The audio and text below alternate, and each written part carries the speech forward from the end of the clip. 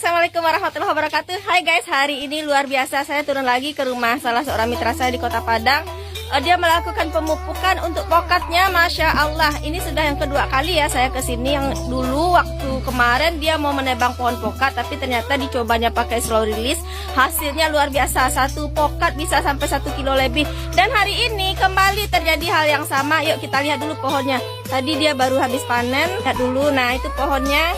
Ini dulu sempat mau ditebang kata, maaf. Nah itu buahnya,